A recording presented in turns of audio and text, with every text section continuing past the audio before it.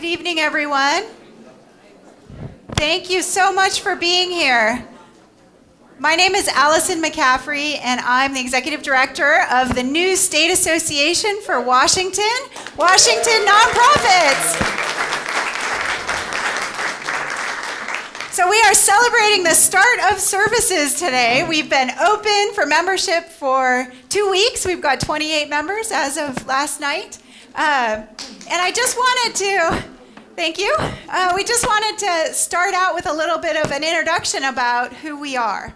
But before I do that, I wanted to thank some people in the audience that have gotten us to this point. Our board members are in the audience, tireless for this effort. Up here in front is Put Barber. Back by the pole is Trula Nicholas. Excellent. Do I see anybody else? We also have a few funders in the audience. Representing the Campion Foundation, we have Melanie Matthews. And representing the Rick and Peg Young Foundation, Bob Ness. So Washington Nonprofits is here because of the nonprofits and the people that you represent. Let's see a show of hands of people who have come from the West Coast, Aberdeen and that side. How many folks do I have from there? All right, woohoo! And how many from south of us? Vancouver, anybody from there? How about Seattle? Who's come down from Seattle? Woohoo, big Seattle table over here. And how about Olympia? How many people from Olympia? Excellent, thank you. Thank you for being here tonight. Welcome. Oh, I forgot, Bellingham. Thank you. They've come the farthest. I couldn't forget you guys. That was a longer drive. So Washington Nonprofits is the new state association. And we want to support nonprofits no matter what sector you are in with your voice and your capacity building, making sure that you have what you need. So we're going to do 3 things. The first is we're going to gather the voices from all across the state. Anybody who's underrepresented or rural, we want to make sure everybody's voice is heard, that our elected officials and the general public know just how important nonprofits are to our community. Second, we want to make sure that we understand the needs of all nonprofits. Where are those gaps? Where are you not getting the services or the information that you need? And really work to garner the resources to fill that gap so that we make sure that it's a sustainable service to you or that you're getting what you need to be a strong and thriving nonprofit. And third, we have a ton of people who support nonprofits. There's consultants in the room, there's nonprofit support centers in the room, there's other for-profit entities that support nonprofits. So we're going to tie all of those folks together and make sure that every nonprofit, even if they're all volunteer or they're small or they're way out somewhere that I've never heard of yet, that we tie them in and that they have easy access to the information and the services that they need in order to be a strong nonprofit for their clients. So we have a special treat tonight, and one of the key tenets of Washington Nonprofits is inclusion. And so when we decided to start this launch celebration, we said, we have to find a way to represent that inclusion. How do we do that? So we've been working to make sure we can have one celebration, but 2 locations. So we are going live to Spokane right now. Our first speaker is going to be from Spokane, and we shall see. Has she started introducing our speaker yet? She may be finishing up her intro as well. But thank you. Let me introduce our other board member. This is Sandy Gill, our board president, and she's doing this welcome to the folks in Spokane. And let's see, we shall go live and finish up with her. How about we do that? we'll hear the end of her talk and then get the intro. Thank you. So I spent some time on the phone with your prior to now, and I just had a sense that Laura is one of those people who cares about the kinds of problems we care about. I'm just about ready to announce and bring forward that I'm waiting for a signal from Olympia, because they're going to be with us. I say welcome to Laura Petty, the anchor and director of Community Service, Francis TV here in Spokane. Thank you so much.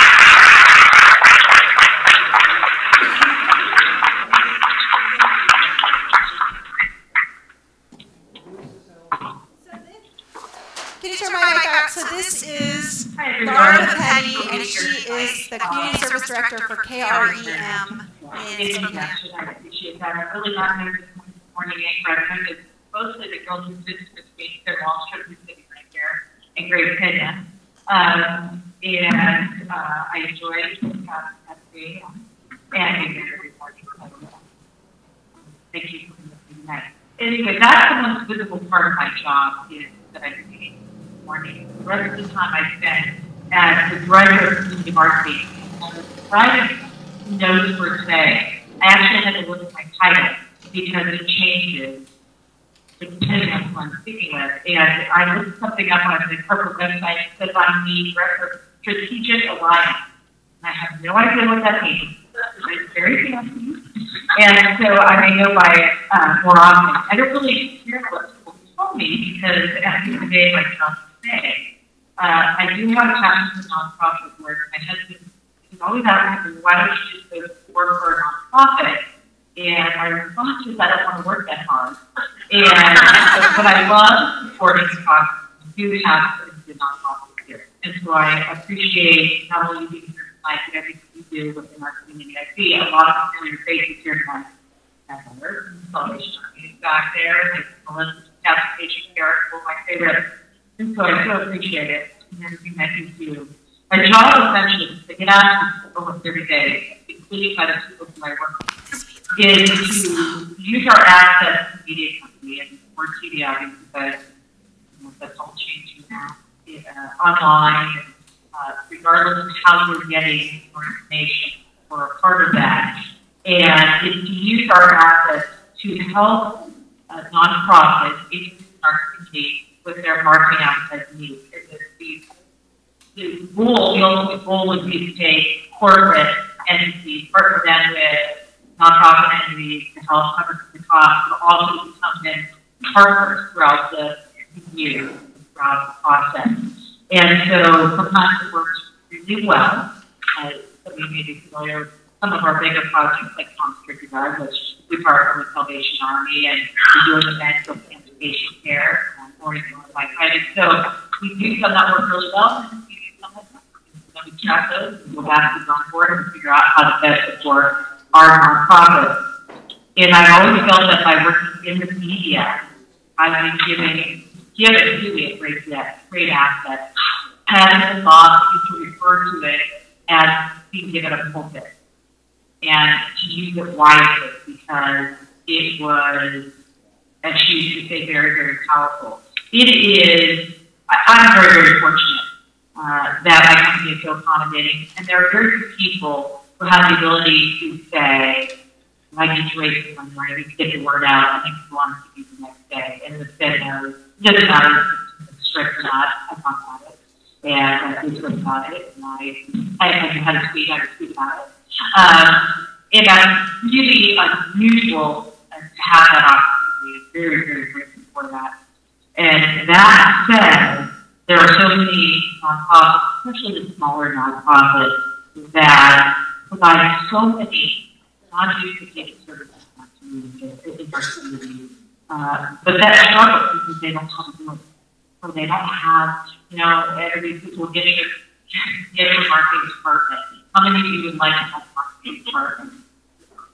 You are the marketing department. You're also the head, you're also HR, you're also so forth and so on. So many don't have that ability, and yet they're doing so much in our community to make sure people are warm and safe and fed. And so I really have enjoyed being part of that, and being able to interact with nonprofits for that. And some of my favorites, I don't know if people necessarily group out, but so that you want to jam here, let's go. So good to see you today. And a long-time potential survivor, long-time supporter of Susan G. Komen for the Cure. We have, like I said, cancer patient care here today, and so many which need a voice. And my hope is that with Washington nonprofits, is that these nonprofits will be given some voice.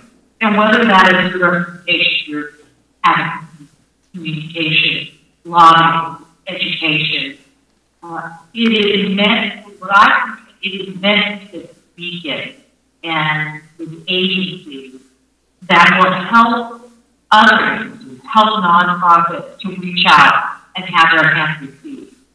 And I think that is so important. You know, I see a struggle here in Washington sometimes in our place there.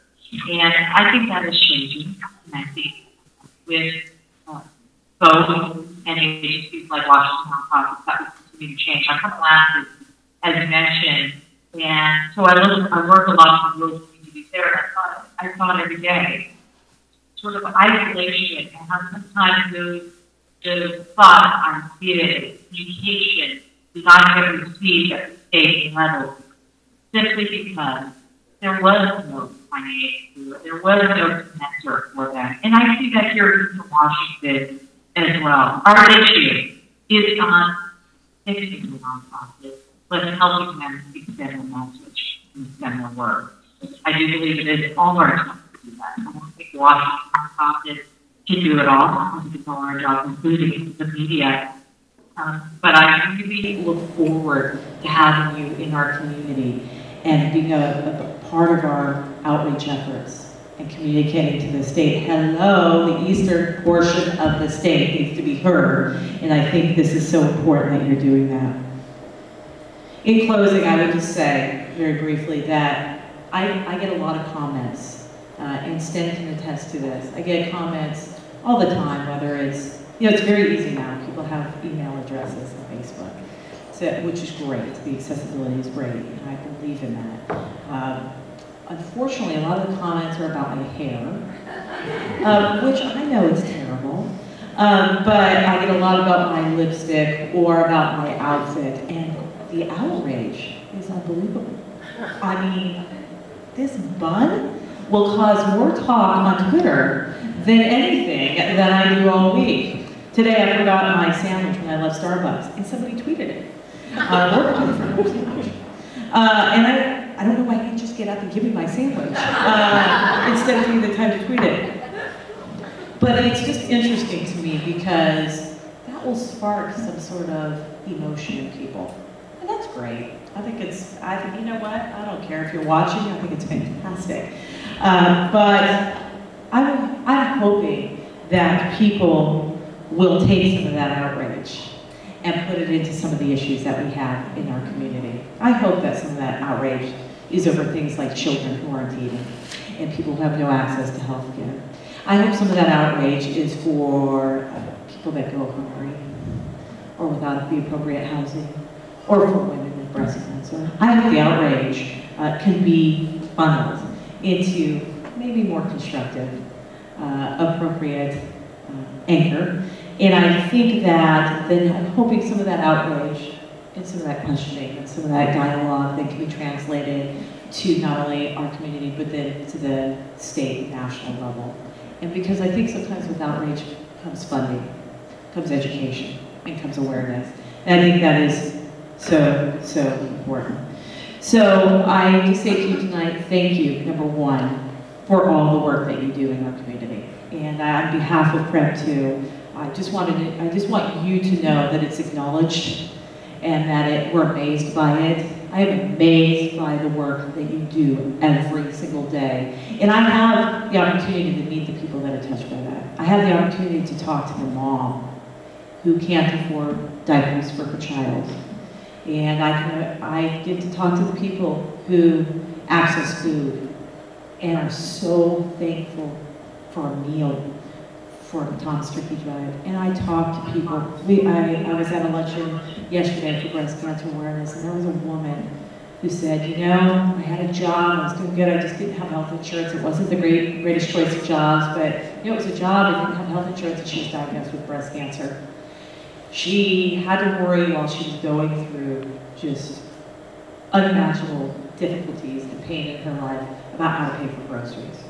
And so, because of Cancer Patient Care, she received what she needed to do and to get healthy again. And she was there speaking yesterday, and after chemo and losing her hair, full head of hair, and excited to be there, excited to be alive, and it was just a tremendous thing to hear in our community. So I just want you to know that it's acknowledged, and I hope that that can be furthered on the state level by Washington nonprofits, and we so welcome you to our community. And so congratulations on your launch tonight. Thank you for being here, and have a great night.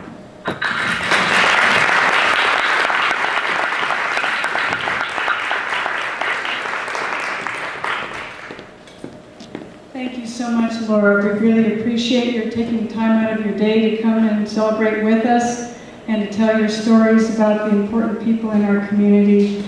And I think one of the things that you touched on is that one of the things that Washington Nonprofits was created to be is a network of nonprofits throughout the state. And that one of the things that will be very important to our work is gathering those voices by organizations throughout our community and throughout our state to make sure that our public and our elected officials know who we are and understand who we are. Also, our hope is that we will be able to understand more what the needs are of organizations like us and how we can support organizations around the state to captivate and to encourage those who support nonprofit organizations to do so together. So we, as part of our theme of inclusion today, we have created simultaneous productions. And I am now going to be turning the floor over to Allison McCaffrey. I told you about her earlier. She is Washington Nonprofits Executive Director, and she is now going to explain what will happen from the Olympia side of our event. Welcome everyone, Spokane and Olympia. We are moving on to our next speaker live from Olympia. Our speaker is the Vice President for Public Policy from the National Council of Nonprofits. And the National Council is the national organization that brings together 35, now 36 organizations across the country who support the nonprofits in their state. Before the National Council, our speaker worked at Independent Sector, another nonprofit sector coalition, where he was a Director of Government Affairs. And he also had a chance to be Senior Counsel and Policy Director for the Federal Senate. Let's see if I can get this right. Health, Labor, Education, and Pension Committee. So or I got him in a different order. Before that, he worked at a communications firm doing their policy work and spent 17 years as a partner in a law firm. So besides his very cool Georgian accent, his most important qualification is his endless energy and passion for the mission of nonprofits. So please welcome National Council of Nonprofits, Vice President for Public Policy, David Thompson. Thank you, Allison. Tim, can Spokane see us? And Katie, can we hear them? Spokane, rumor is you guys are concerned that the western side of the state never pays attention to you because you're so far away and that they cannot hear your voice. Could you please tell us you're there? A little bit. We're hearing a little bit, but I think we're hearing it from without the microphones. Good job. Good job. Thank you. That was critical because the whole point of this session, this meeting, this gathering, this organization is voice, of having a voice, collecting the voice of the nonprofit community. And those are Allison's comments there. So I'm going to do, Allison mentioned I'm from Georgia, and South Carolina. I have, until today, the distinction of being a fast-talking Southerner. I'm going to try to hold myself back because of the delay in the speaking. So folks in Spokane, and I apologize when I say Spokane because I know I will eventually, I'm trying to slow down what I'm saying so that it doesn't echo and you don't get lost. But sometimes I'll go off on a tangent anyway. So bear with me. I'm going to try to do three things and a stumble that Allison made that you didn't notice that I did that is going to make me do a fourth thing. It's the National Council of Nonprofits. Sometimes people say on nonprofits. That'll be relevant later. I'm going to do three things. I'm going to talk about, and I'm going to do it briefly because Allison's very strict with the hook. I'm going to talk about why have a state association? Why have an association of nonprofits? And I'm going to talk about what makes a good state association. What are the requirements for a successful state association? And you're in the room and you're in Spokane. It's also who should care and what does advocacy have to do with it, and then maybe I'll get into a rose is a rose or what's in a name. First off, why have a state association? One thing you all know about people from D.C., and by the way, I'm from Alexandria, Virginia, hometown of our homeboy, our local fellow's the guy that you have on your flag and in your statues and things like that. And I rubbed his brass nose this morning up in the Capitol. I was very proud. It was like a homecoming, even though I left home. So I appreciate you honoring my hometown hero. But anyone from Washington, D.C., you know three things about us. One, we talk too much, so Allison, you're going to be strict with the hook. I'm going to run long, but she'll just, and Katie already knows to cut the microphone off. Second thing you know about us is that we do not know how to dress for a party.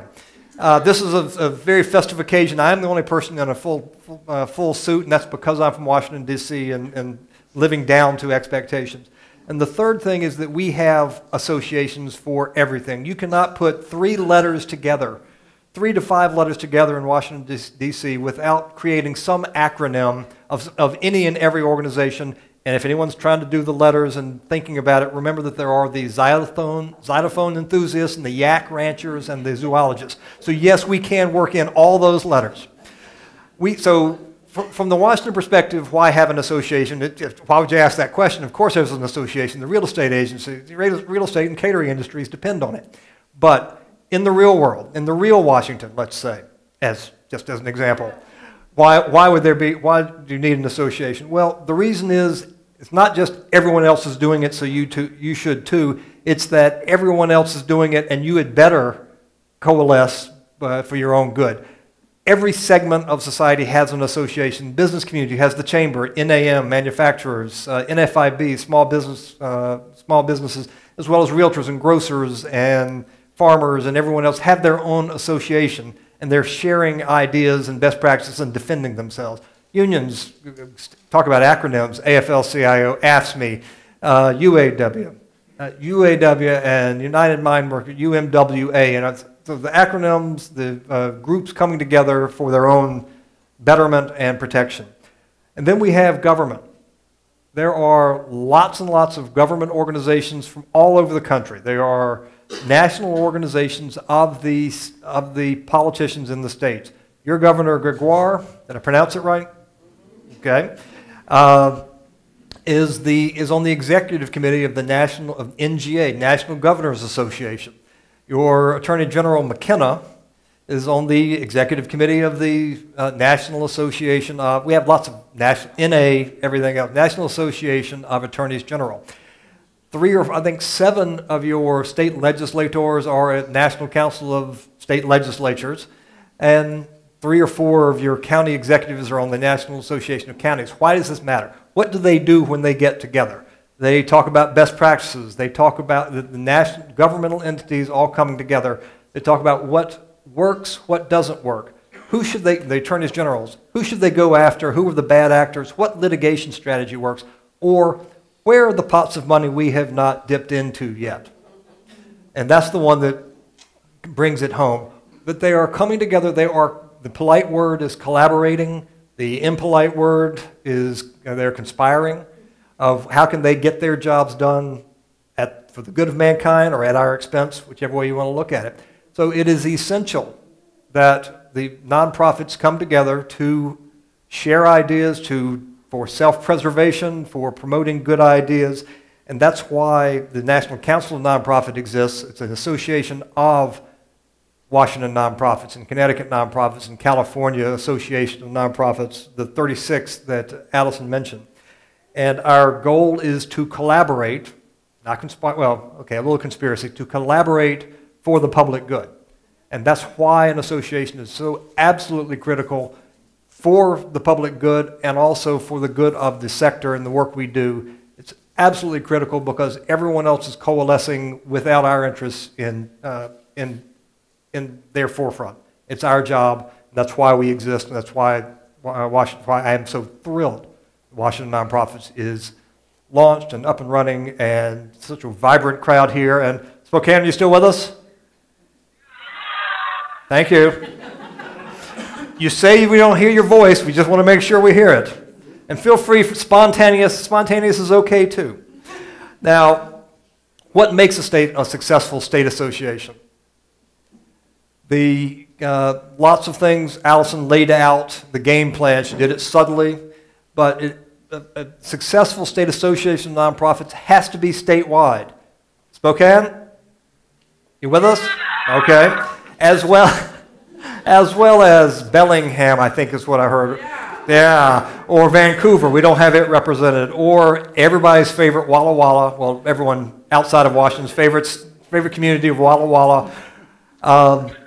Is critical that the voices from all over the state, because you all add value, and as Nancy was pointing out so well during the program, they all have politicians that vote on issues and things. So it's critical that our voice is heard in every segment in all the 49 legislative districts in the state.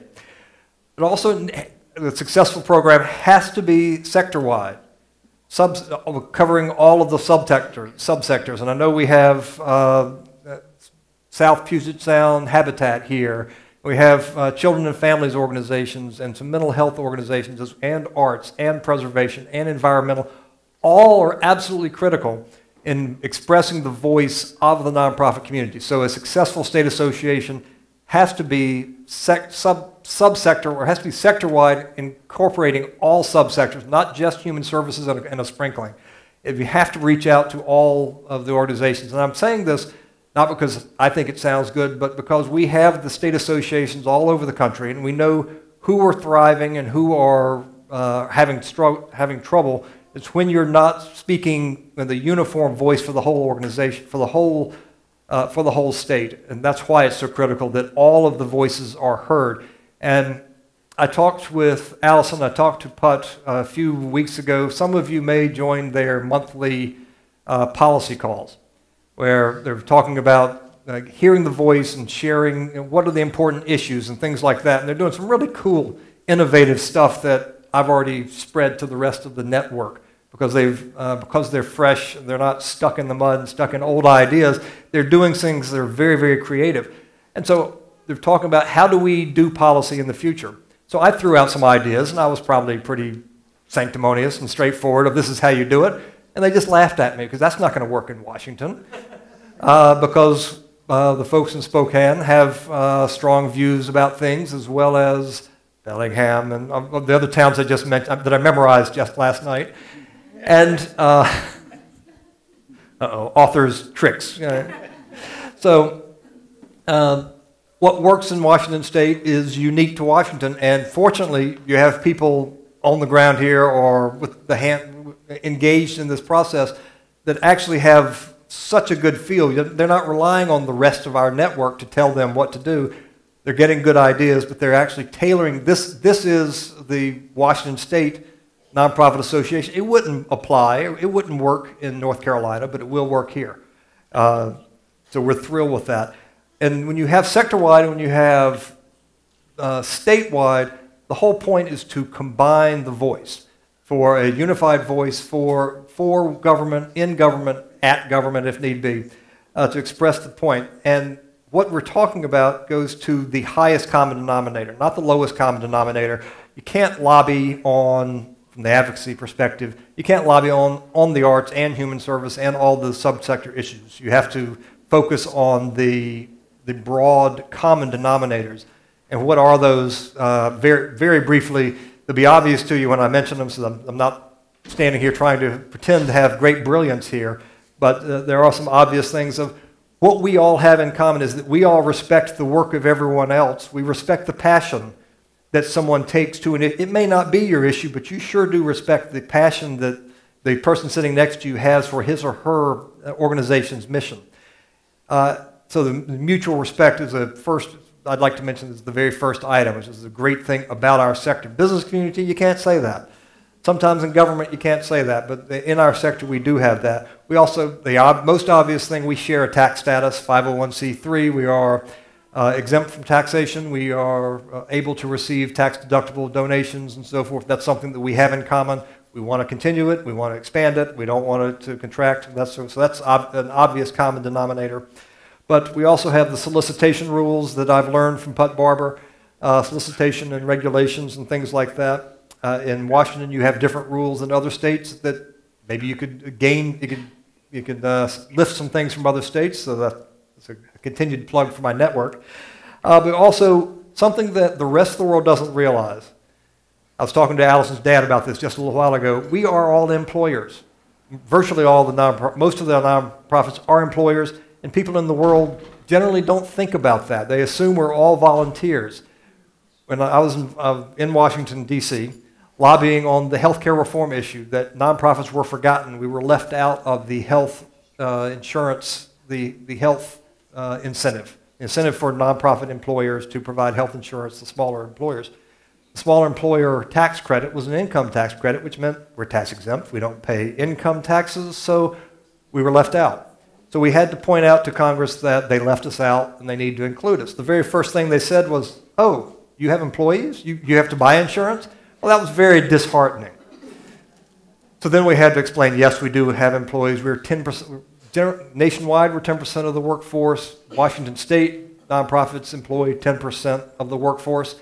Some states higher, some states lower. But we had to point out that we are employers.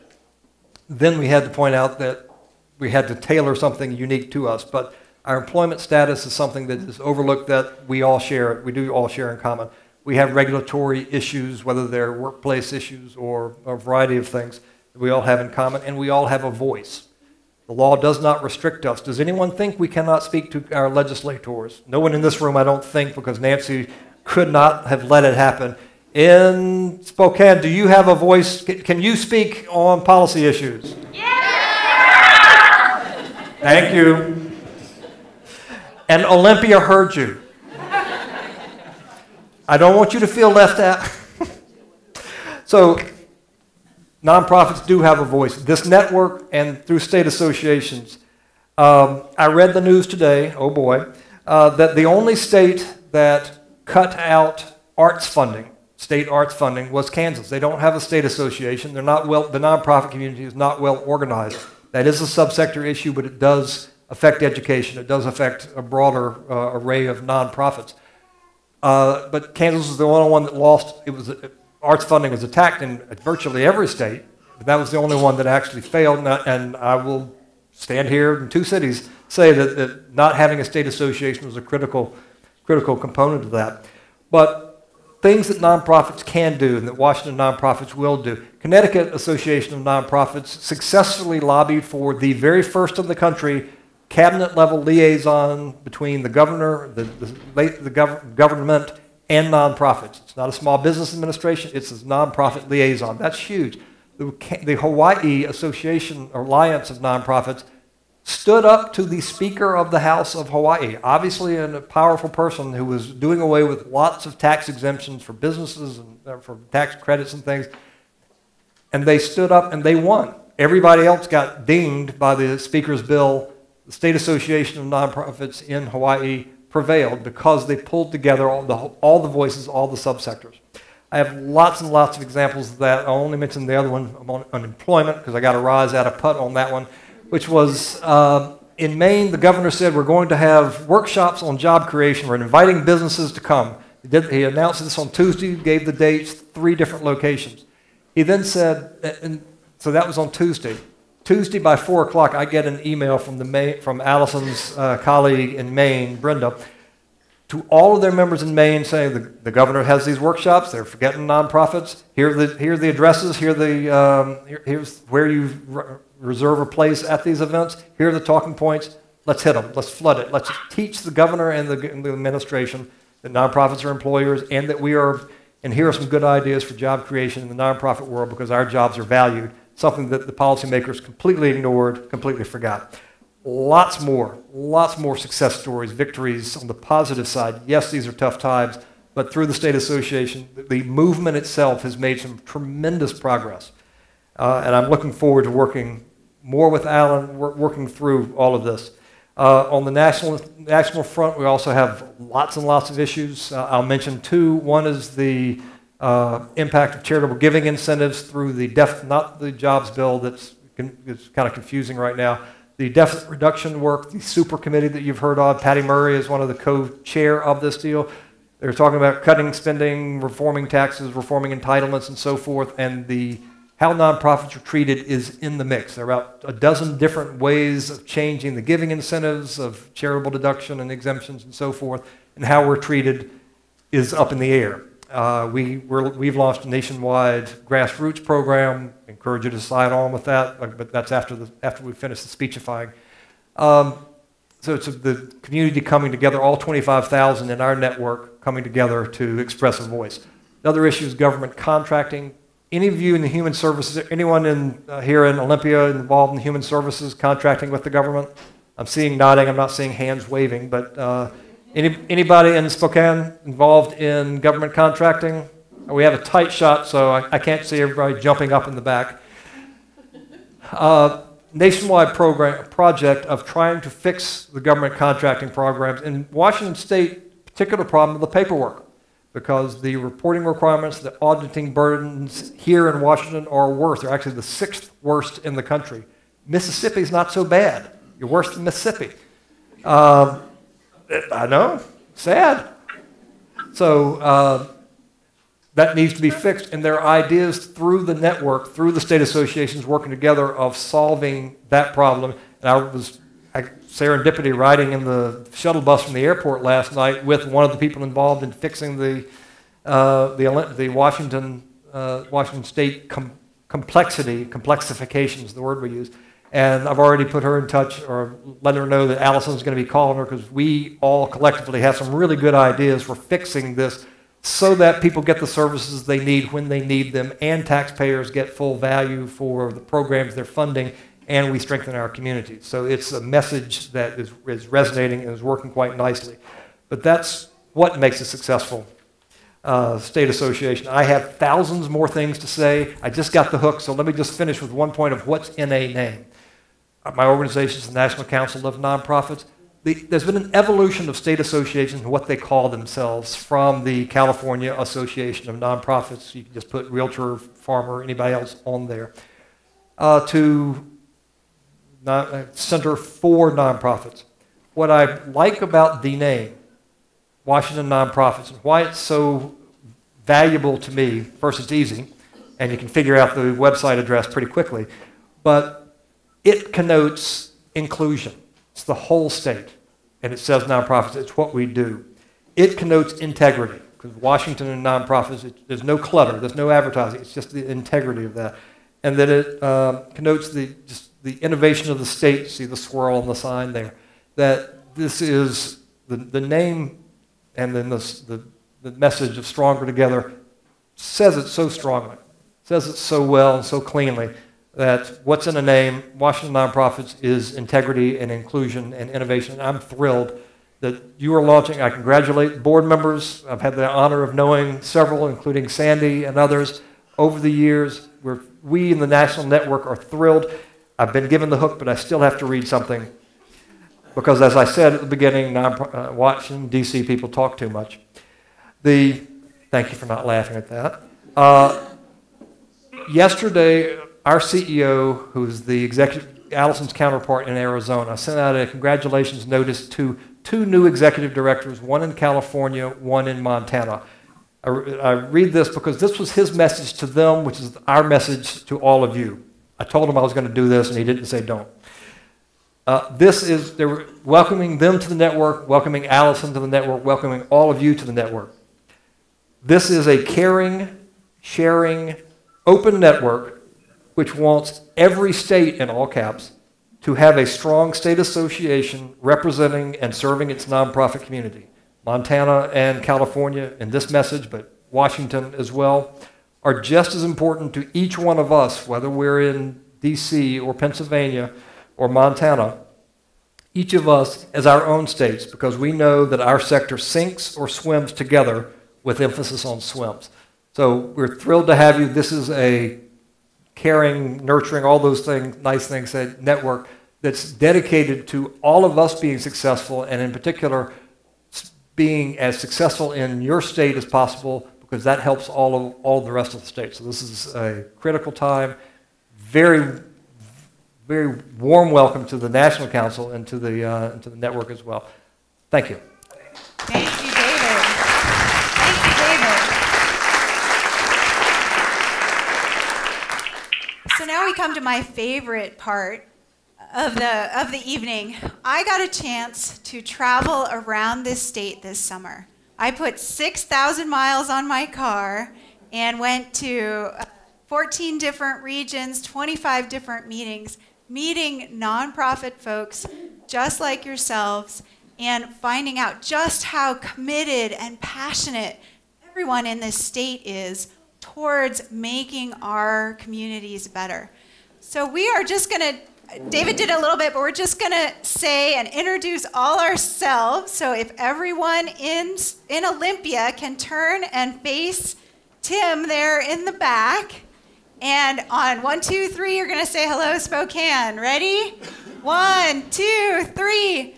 Hello, Spokane. All right. And now, Spokane, it's your turn. This is the New Year's Eve moment.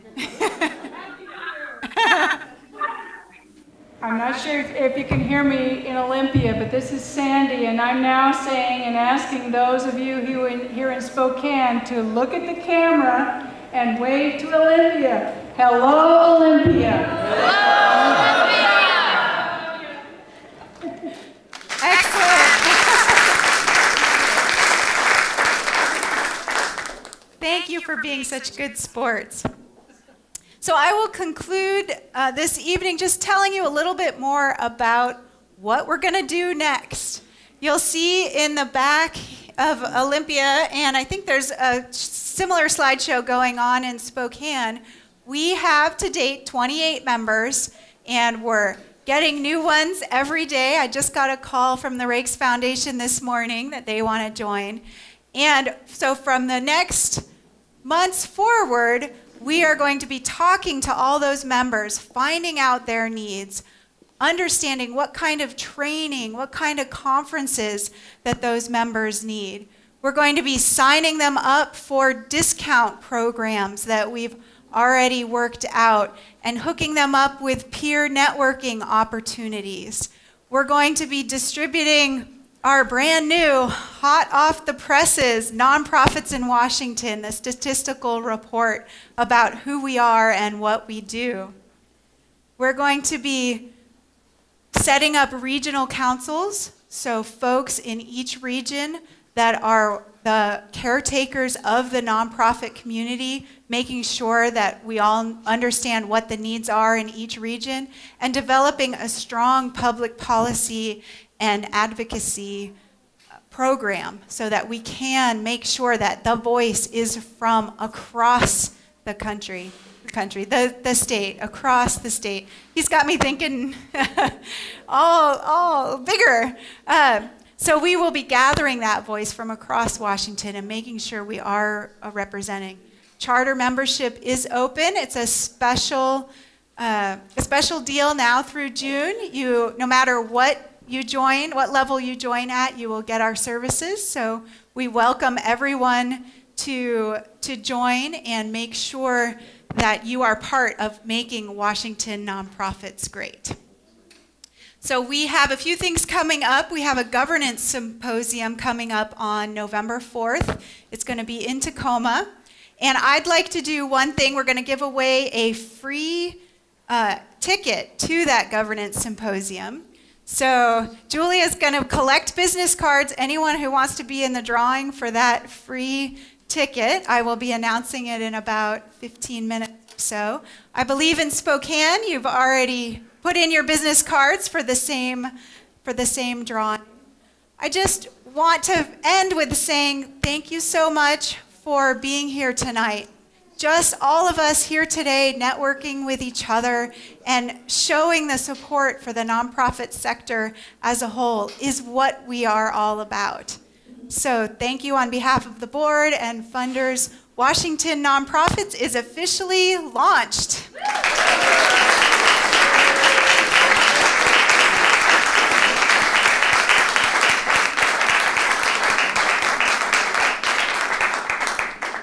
There's food and drink. Please enjoy yourself. Enjoy your happy hour, Spokane. Thank you. Last call for business. Bye.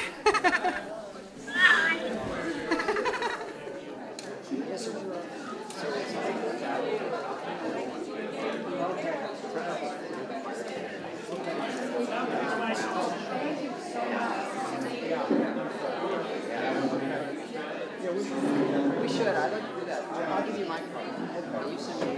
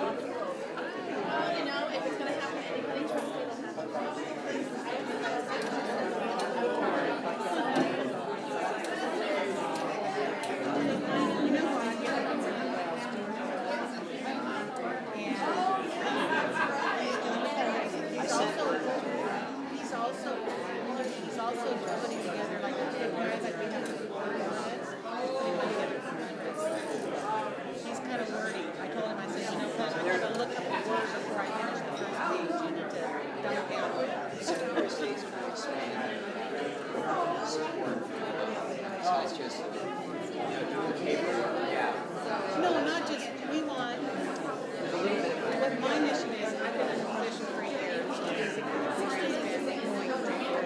what my mission is.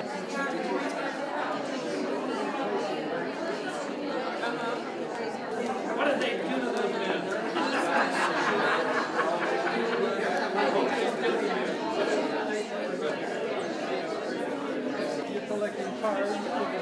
Are they still seeing us in Spokane? So I won't walk right in front of your camera?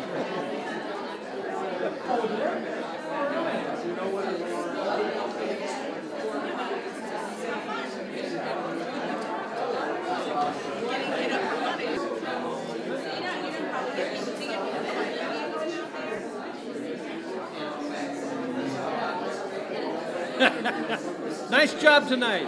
Yeah.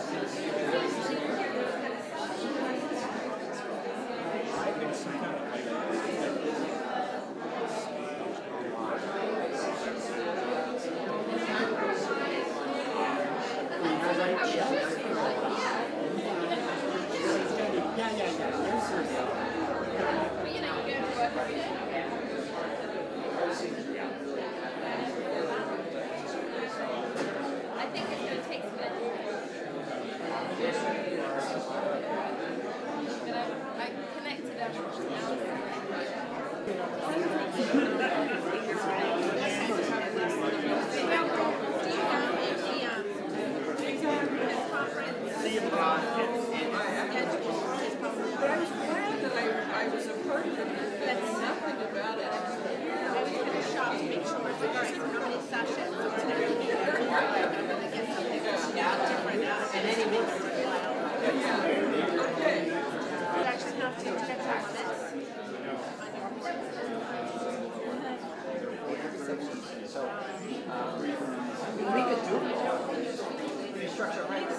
Them too, at least. And then they're not, usually it's your founders. I mean, in my experience with my affiliate, but, well, not with my affiliate, it's my founders were actually, but we also have somebody in the world.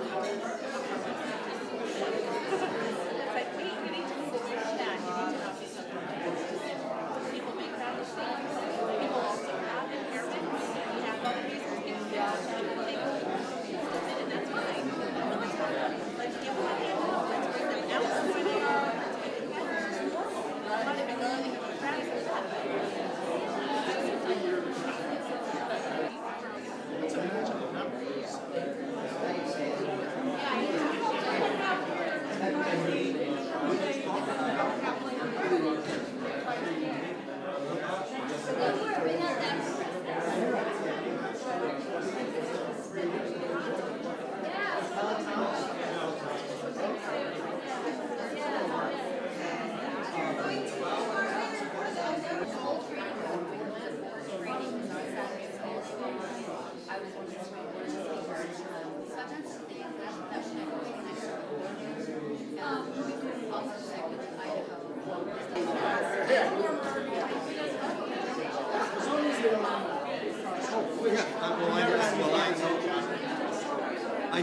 Anyway, so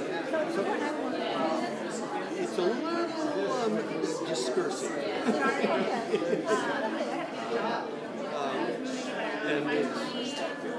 But I think it's better than George Scott's book. George Scott's book is too much about George Scott. It's called The Majority of One. Finished my master's when I was about the